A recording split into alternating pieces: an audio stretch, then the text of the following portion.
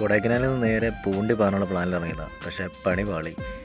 അവിടെ എന്തോ നാട്ടുകാരെന്തോ ചെറിയ സമരവും കാര്യങ്ങളൊക്കെയാണെന്ന് പറഞ്ഞു. അവിടെ നിന്ന് നേരെ ഞങ്ങളുടെ പ്ലാനൊക്കെ മാറ്റി നേരെ വീട്ടിലേക്ക് വരുന്ന വഴി ചെറിയ ഫ്രൂട്ട്സ് കട കണ്ടു. അപ്പോൾ കൈതച്ചക്കയൊക്കെ ഇരിക്കുന്നുണ്ട്.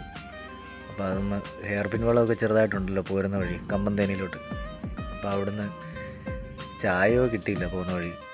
പൈനാപ്പിളൊക്കെ വാങ്ങി അവിടുന്ന് തന്നെ അകത്താക്കി പതുക്കെ ഞങ്ങൾ കമ്പന്തേനി റൂട്ടിലേക്ക് പതുക്കെ പോന്നു. പോരുന്ന വഴിയൊക്കെ നല്ല രസമാണ്. നമ്മുടെ കൂടെയുള്ള ആൾക്കാരൊക്കെ ഈ റൂട്ട് അങ്ങനെ വന്നിട്ടില്ല. അതുകൊണ്ട് ഞാൻ ഇച്ചിരി പതുക്കെയൊക്കെ വണ്ടി ഓടിച്ചത്. പിന്നെ പിള്ളേരൊക്കെ അറുമാദിക്കുക വണ്ടിക്കകത്ത് കിടന്നിട്ട്.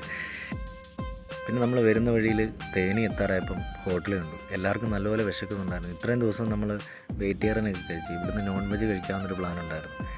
അങ്ങനെ ബിരിയാണിയൊക്കെ കഴിച്ചു അവിടുന്ന്.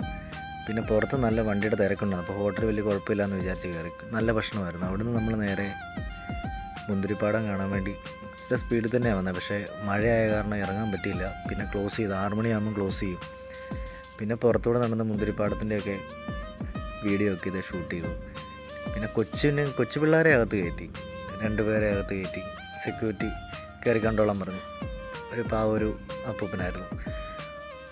അങ്ങനെ അവിടുന്ന് നമ്മൾ നേരെ ഒരു 7 മണിയായപ്പം തിരിച്ച് വീട്ടിലേക്ക്. 5 ദിവസത്തെ യാത്രയുടെ അവസാനം